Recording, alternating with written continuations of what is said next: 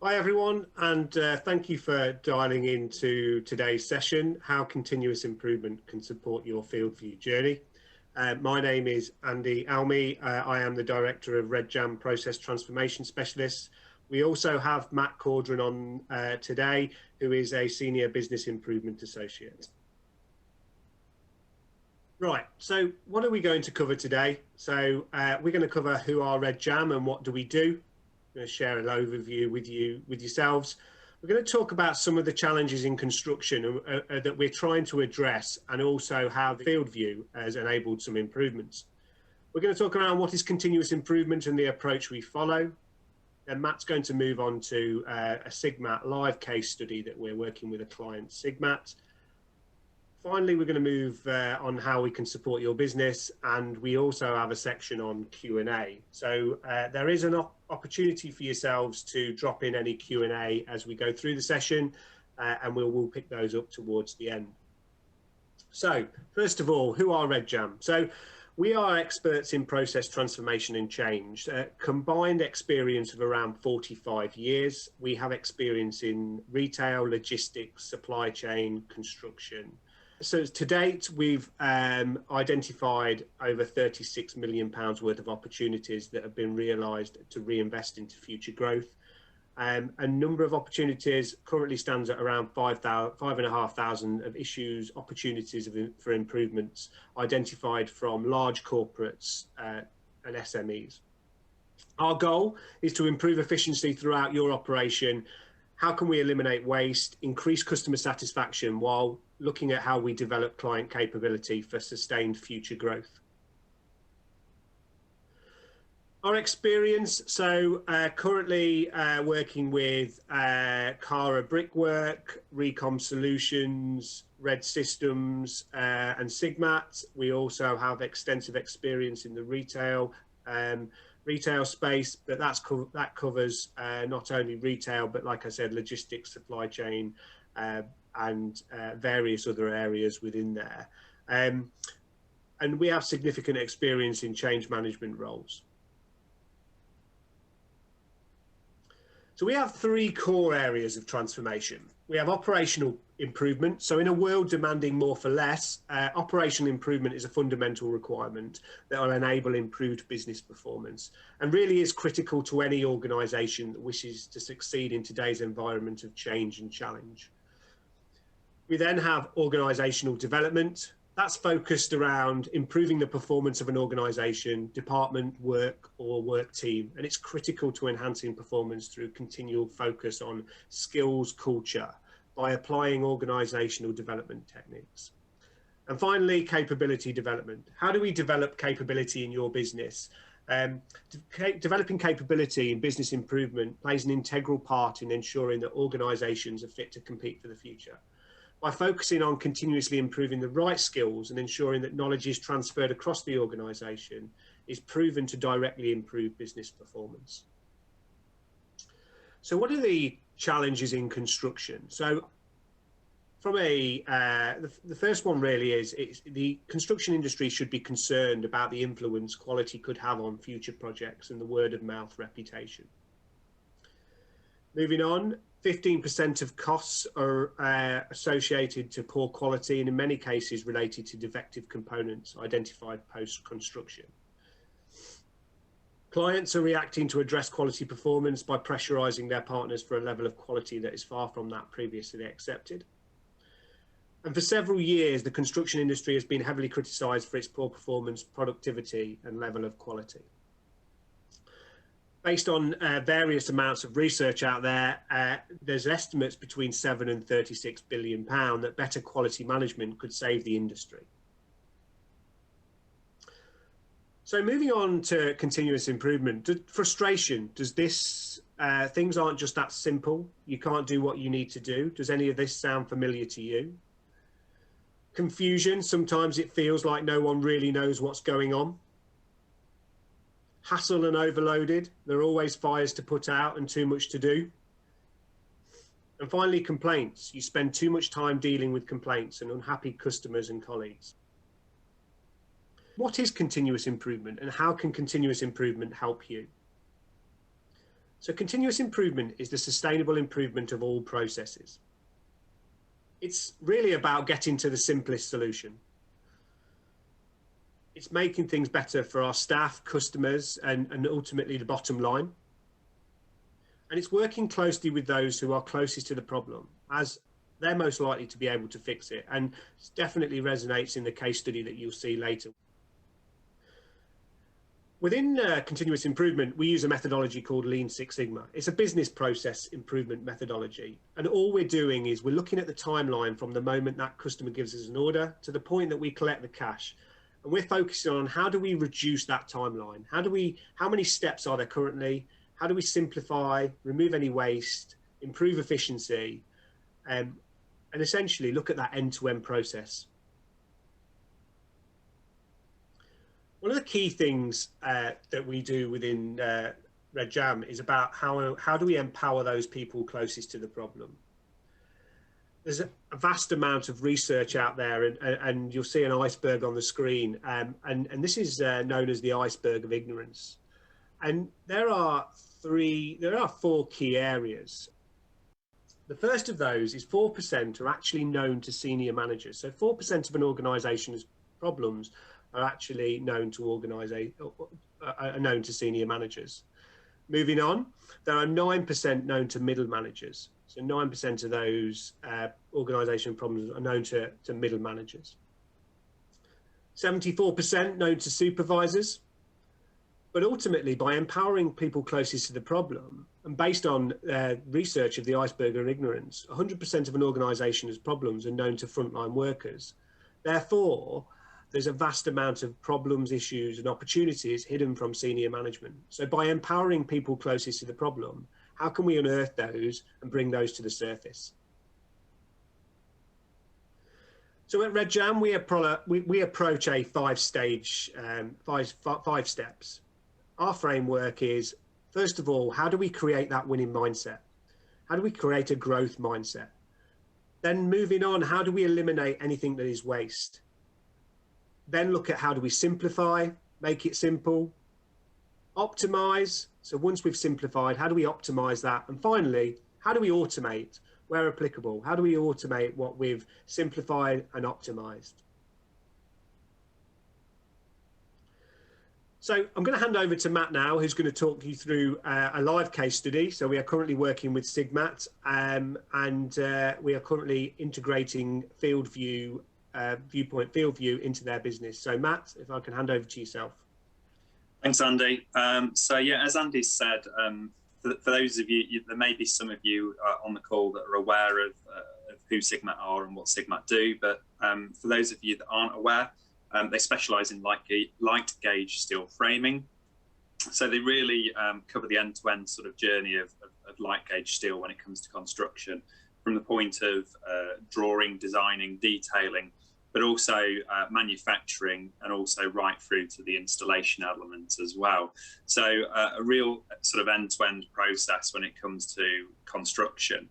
And we engaged with Sigmat earlier this year as an organisation who had prior knowledge of Field View and had perhaps used it with other main contractors such as Wilmot Dixon, but hadn't actually had any huge amounts of experience of it themselves. So what I am going to share now is a bit of a whistle-stop tour of the journey that we've been on with Sigmat over the past few weeks and months. And as Andy did say, I'd probably just at this point just encourage anybody that if you do have any questions on anything that Andy has shared so far, or that I'll share as part of the case study, please drop them in the chat so that we can try and cover them off towards the end of the call. So I'll move on, and I am going to, like I said, step us through the journey that we've been on with Sigmat. So as I mentioned, Sigmat had relatively limited experience of using Field View, like I said, primarily as a subcontractor with other main contractors that did use the system. And I think from that, they had obviously seen the initial benefits of how Field View can work and the efficiencies that it could drive potentially for their operation. But with, like many businesses, and this may relate to yourselves, Sigmat were potentially could see the benefits, but lacked the potential capacity or even the capability internally to actually deal with the integration process and onboard the field view system and roll it out to all of their sites, being extremely busy and managing multiple sites across the UK. So as a new field view customer, RedJam fully managed that integration process, and by that I mean we took that day-to-day management away from Sigmat and worked really actively with the team at Viewpoint and the Viewpoint consultants to ensure that we delivered a seamless integration of the field view system into the business. We set real clear project scope and measures of success and agreed those with the business and the senior leaders within Sigmat, and that ensured that actually they were really clear on expectations for ourselves, and equally we were really clear on what our measures of success were for the business, and actually could really see where we were adding value. We also in the early days committed a core team. So from a RedJam perspective, that was primarily myself. So I worked hand in hand with the Sigmat team and with the guys at Viewpoint to deliver this integration. But also it's really important that actually I had counterparts in the business, so stakeholders within the business that I could absolutely contact, work with. They were the SMEs, the subject matter experts, and they were my link into the business on a day-to-day basis. On top of that, we did have a project sponsor who was at the time Paul Smith, who was at the time of us starting this was the construction director. Recently promoted into the role of MD, so really key to have a real sort of advocate within the business, especially from a senior leader perspective.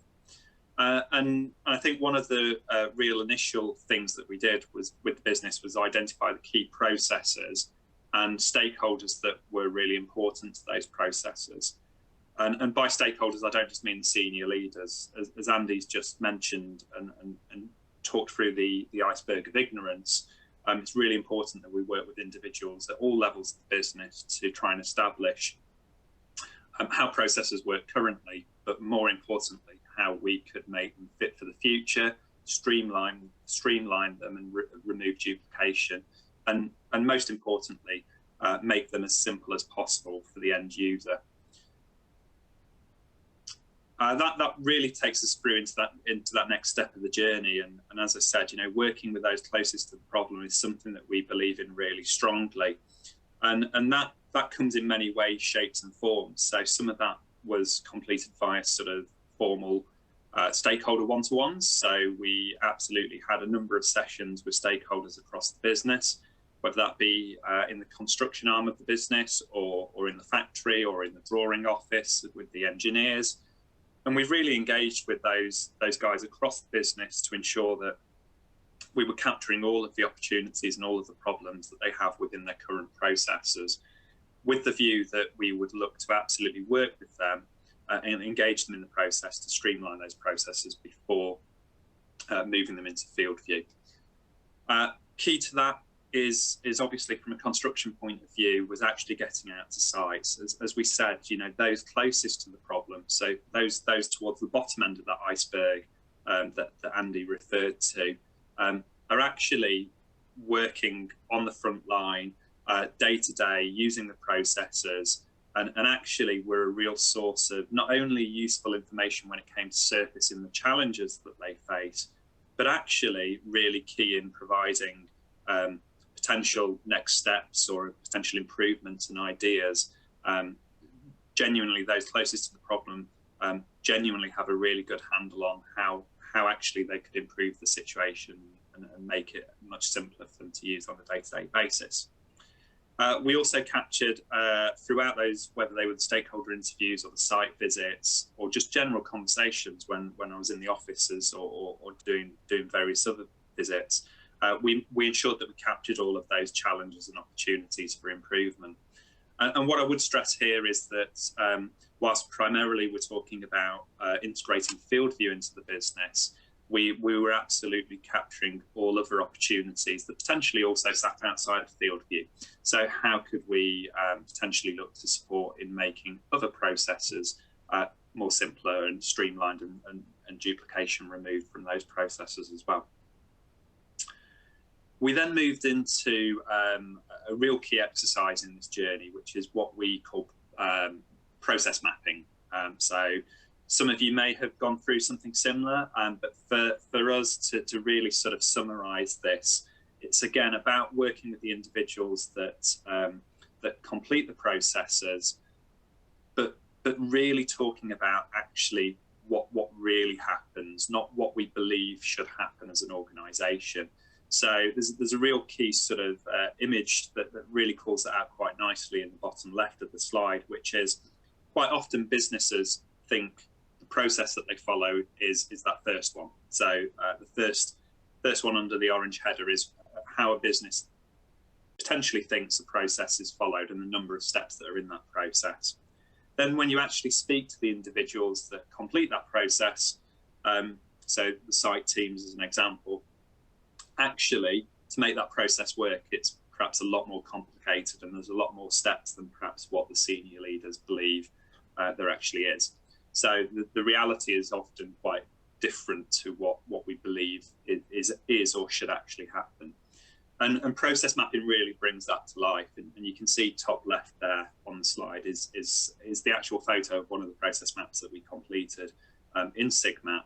And as you can see, you know, I'm not going to talk through all of the boxes, but we worked with a number of employees across a couple of days to map out some of their key processes. And you can see there we called out that there was 100 pain points or opportunities that we captured. And they were really the opportunities for improvement. So how can we solve that pain point? How can we make something simpler? Pain point could be duplication. So you're asking me to fill in the same information in 2 different forms or multiple different forms. Why? Now, the why is normally because actually forms and processes have evolved over time and years, and different people have fed into them. But actually, nobody had really taken a step back to look at their holistic processes across the business and understand actually that because they've been changing bits piecemeal, they potentially put in quite a large element of duplication into their processes. And it's really important also to get their views on how we can make things simple and how we can move them forward. So a real key process in the journey that we took. And actually, if anybody is interested, we've shared a very short video on our LinkedIn page. So if you do want to have a look a bit more about process mapping, please follow us on LinkedIn, and you'll be able to see a short video of the process mapping session that we completed at Sigma. And then really what I want to do is bring to life sort of the simplification element of it. So I've talked a bit about how we map the process and how we've spotted those opportunities and worked with the individuals across the business to understand what those pain points, opportunities, issues, problems, whatever you want to call them, but how we understand, you know, what they are. And then ultimately we work to remove as much of that duplication, as much of what we would call waste. So waste would be something waste would be something that does not add value to either the business or to the customer. As in, if you stopped doing it, would anybody really care? Would a customer pay you to continue doing that? And if the answer is no, and it doesn't add value from a business perspective, then we would absolutely advocate stopping it or removing an element of that waste from your processes. And we initially viewed a handful of their processes initially as part of the mapping sessions.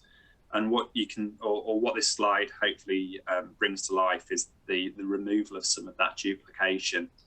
So on the left-hand side, where you've got the stop sign, there's a list of 6 processes there, all of which had associated forms and paperwork that were all being filled out very manually. So either handwritten or in Excel or in Word documents.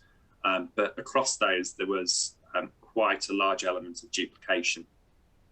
And actually, by the time we've reviewed those processes with the site teams, with contracts managers, with the senior stakeholders, we actually got to a point where those 6 processes we streamlined and simplified, and actually what we ended up putting into field view was just 2 processes.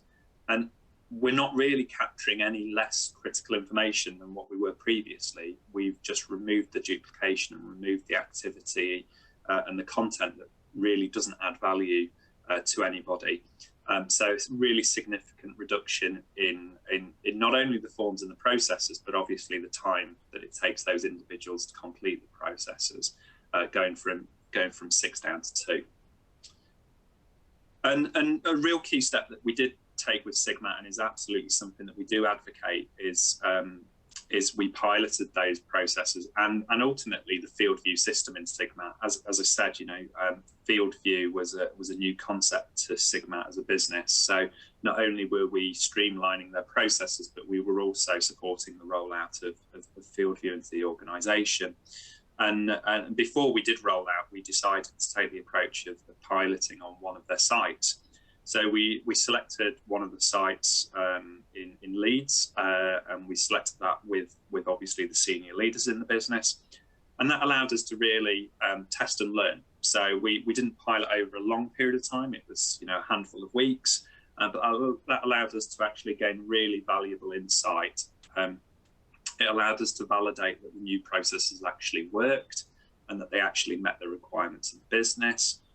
It allowed us to road test field view and the new technology, because alongside field view, the business had invested in some new tablets, so tablets to actually run the software on.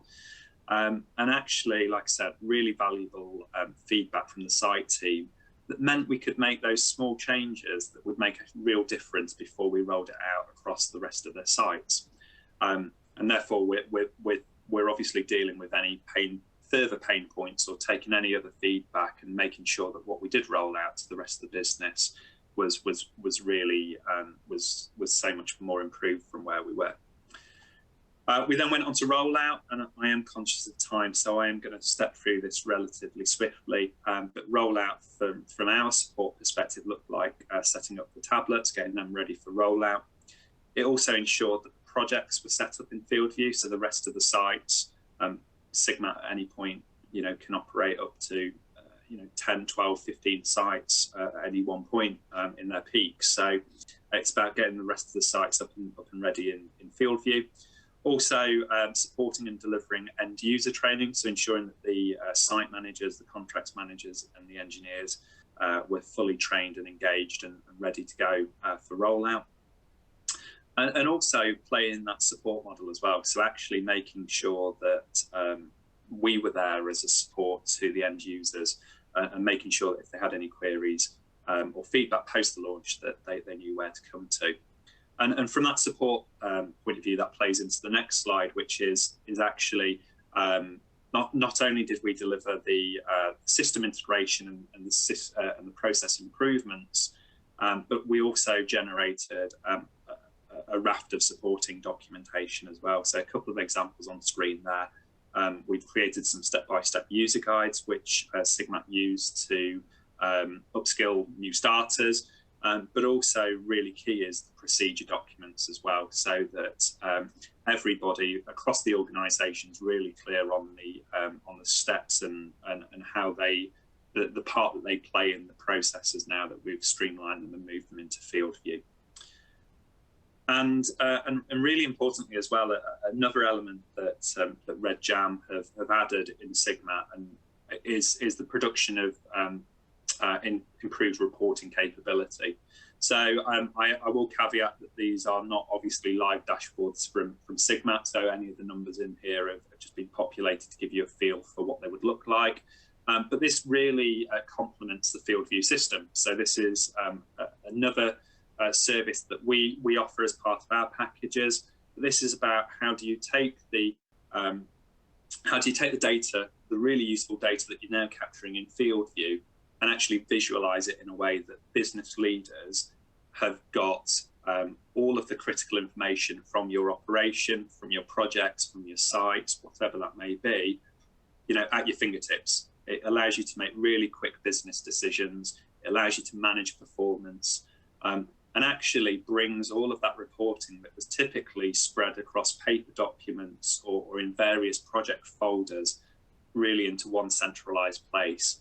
And we use a software called Microsoft Power BI, so it's part of the Microsoft package, but also that enables you to make that reporting readily available. So as it shows in the bottom left corner there, the leadership team at Sigmat are now able to view these core business reports, whether that be on their laptop, a tablet, their mobile phone. It's all app based, but it really brings it to really easy to access for them, and ultimately moving forward will allow them to spot trends and take action really quickly to prevent issues moving forward. I'm going to wrap up with a bit of feedback from the Sigmat team. So I'm just going to step through these really quickly before I hand back to Andy to wrap up the session. But some of the feedback from the site managers and the rest of the team in Sigmat is, the site manager feedback is that they're now out of the site office about 70% less, in the site office about 70% less time than they were previously. That then ties into the next one, which means that the site managers are now more able to actively and effectively manage their projects on site, because they're not stuck in the office doing paperwork. They're actually out on the site managing the teams and using field view live on the tablets as they're out capturing the issues, talking to their team and managing the jobs. It's made the processes a lot quicker. So because of that, NCR, so non-conformance reporting, has now really improved, and that means that those lessons learned are coming through. And also, from a quality check process, the new forms and processes that we put in place has saved one of their QAs about a day a week in admin time, which, when you say a day a week, is absolutely massive when you obviously multiply that over the year and across multiple jobs as well. And the dashboards are, like I said, we've just talked about the dashboards, but they're so easy to use. It means that they get an instant view of how all the projects are performing. And ultimately, the managing director said in one of the training sessions to his team that every field view subscription should come with RedJam as standard, which we take massive pride in, that we've got that stakeholder engagement and support. I am conscious of time, so I am going to move us on relatively quickly. But if like I said, if there are any questions, please drop them in the chat. And I'm going to hand back to Andy, who's just going to talk a little bit about how we could potentially support your business moving forward. Thanks, Matt. Yeah, I hope everyone got an idea of how we're currently supporting Sigmat and how the field view technology is really benefiting their business. So how can we support your business? I'm going to run through a couple of tailored packages just to make you aware. So we do a continuous improvement one-day event, which we've run with a number of our clients initially as a initial overview, groups of up to 12 people, and it's really focused on enhancing problem-solving skills. Because as we said at the start, our 5-step framework is very much around how do we create a winning mindset, how do we create a growth mindset.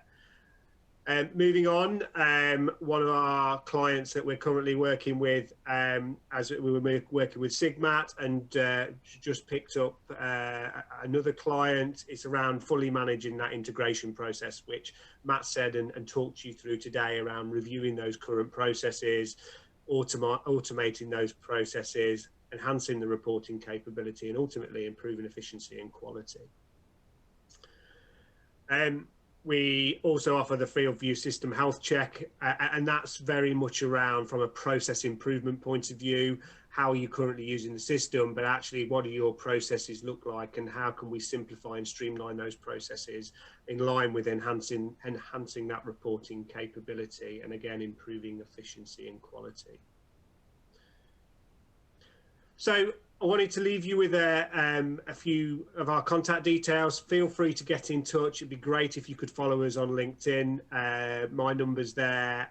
we've got an enquiries@redjam email address, and we'll also have a look at the website where we've got more videos, user feedback, and other bits. Feel free to take a look. So I do notice that we've got some questions that have come up in the chat already. Feel free. I think we've got a little bit of time, so feel free to give us a shout if drop a message in the question in the chat if there are any more. So I will take the I'll take the first one.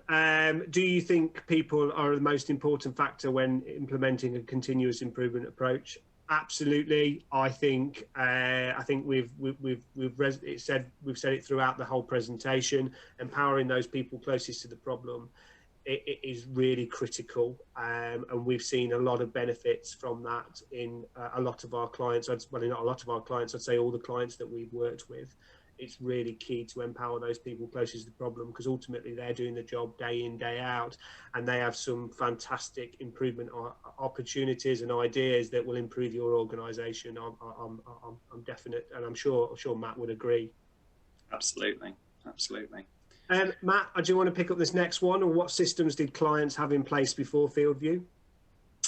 Yeah, so I mean, look, bit of a mix, but what we are tending to see is that the majority of clients that we're working with are really looking to use FieldView, because it'd be fair to say they don't really have systems in place.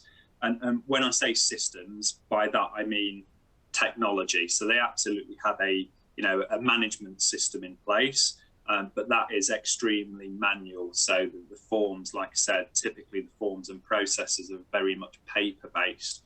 So that would be a combination of using Excel or Word-based forms, and then stored in some sort of SharePoint or document management system. But actually from a, on the ground, tracking, reporting, filling in paperwork element, all very manual. So very, very little, I'd be honest, in place before FieldView. So I think it'd be fair to say in these organisations that we have been working with, the changes are quite radical, because actually it's going from literally using pen and paper in many cases to not only using FieldView but using it in a very tech savvy way. So as an example, the site managers in Sigma, absolutely don't leave their site office now without having the tablet actually on them. It's almost now as same as they wouldn't leave their office without their hard hat on. They don't leave without their tablet. So I think it's really great to see them companies going from one extreme, literally pen and paper sat in the office, to out on site using a tablet and using FieldView. And just to follow up on that, because it relates to Sigma, Matt, how have they embraced the change, and was there any resistance to working with them? Yeah, do you know what? That's a really good question, because, like we said, it is quite a radical change, and that's the same in Sigma, but it's also the same in other clients that we're working with. And what I would say is, do you know what? No, there wasn't really any resistance. I think a couple of the site managers had used FieldView on a very limited basis with main contractors that they've worked with. And I think they'd done a really great job of sort of sharing their usage with their peers. And I think there was a real excitement for it and a real looking forward to it. And I do feel that actually, we met with probably the majority of the business over our time in Sigma. And I genuinely did not meet a single individual that was resistant, that challenged why or what are we doing bringing FieldView in. It was absolutely met with open arms. What I would just add though is that people learn and accept change and move through change at a different pace. So whilst we didn't see any negativity or any resistance to it, we absolutely needed to work perhaps or provide a little bit more care to certain individuals that perhaps weren't as tech savvy, hadn't used tablets previously, And that's not necessarily just an age element either, because ultimately some people, pick out perhaps an older generation as, not being as tech savvy. Actually, do you know what? Some of the more mature, should we say, more mature site managers actually have really embraced it really well. And actually, it's just about understanding how people pick it up and understanding how they sort of embrace change and embrace learning styles and so on, and just really sort of tailoring it depending on those individuals. But yeah, I wouldn't say any resistance. I think they're really open to it, and I think the feedback's been really fantastic since we've completed the rollout. Thanks, Matt. I picked the next one up about how have we imported data into Power BI from a customer perspective. We have a team that are focused on the reporting and the Power BI reporting, and with the API from a field view perspective and the documentation that's available that Viewpoint and Field View provide. We've been able to use that API and link that into a data warehouse, and we have, say, experts in the business that work on a regular basis presenting those, building those dashboards. And on that, it's very much around we work with the client to begin with the end in mind, around what is it you want to report on, what do you want to, what are you looking for, what are you looking to measure, and as we do the process improvements element and then move it onto the field view system, we've already got that beginning with the end in mind. And actually, we've had some really great feedback on, as Matt said, very much around from a manual process and not having that visibility, or having that lack of visibility, to then using the software, which we've had some great feedback on how easy it is to use the field view system, and how when we start to create forms, once we'd done the training, it was the team was stepping through it relatively quickly. So I was just, sorry, Andy, I was just going to add as well, and I perhaps should have covered it on the slide. The dashboards, seeing as how we've got just linked back to them again from one of the questions, the dashboards are pretty much as close to real time as you're going to get as well. So when the information is captured in field view, that is synced pretty as soon as the information is synced, because obviously for those of you that aren't aware, field view in a mobile solution works offline, so you do have to connect back to Wi-Fi or to a data signal to sync your tablet. But as soon as that sync occurs, the reporting is that information is pulled through, and the reports, the maximum lag time you've potentially got, is maximum of is probably about 45 minutes. So actually, between that happening, that instance happening on site, and that could be anything. That could be quality, it could be an accident report, it could be absolutely anything. Anything that we capture in field view, we can absolutely report on. So I think it just makes it so much more timely, and whereas something perhaps didn't get reported, or got reported on a weekly diary or a daily diary that didn't get submitted until the end of the day or the end of the week or whatever that looks like, I think it just brings it into so much more real time and makes it so much more timely, and you can act on it a lot quicker as well.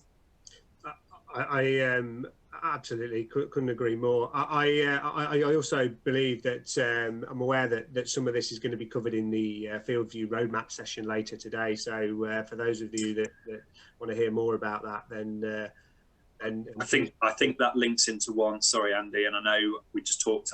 I mentioned tablet syncing, but we've had a question from one of the audience just to say if tablets were set to auto sync on the field view app, do you think this would improve operations? So obviously, I think it's Joel. So Joel, obviously a field view user yourself, or you've used it previously.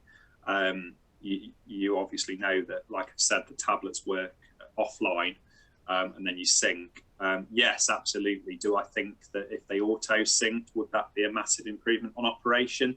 Yes, because do you know what? That was one of the key learnings or elements that we have to hammer home in the training really with the site teams, which is that remembering to sync. It's not something that you do in day-to-day life. When you use your mobile phone, everything's live because you're connected to a data signal all of the time.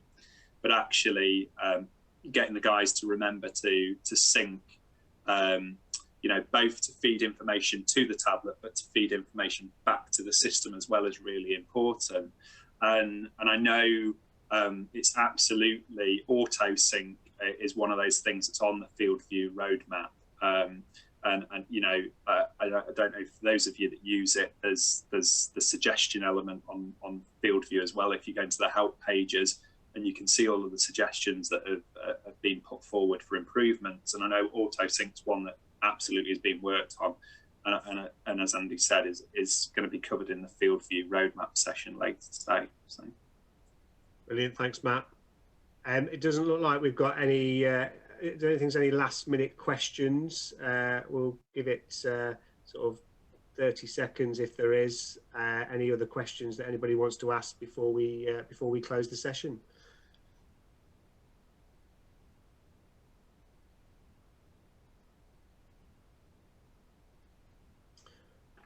Oh, Andy, we've just had another one come through, I think. So, how do tasks get reported on if they are not just in time? In a factory environment, as an example, if a report is only issued once in 24 hours.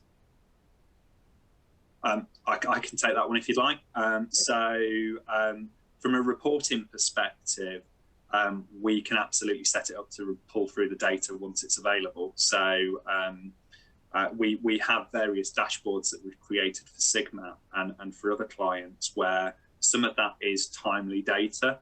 So that some of that is absolutely data that we want to visualize as it happens. So an accident report or an incident report would be, a real key example of that. So you've had an accident, you filled in your accident form in field view, and you want to surface that on the dashboard straight away.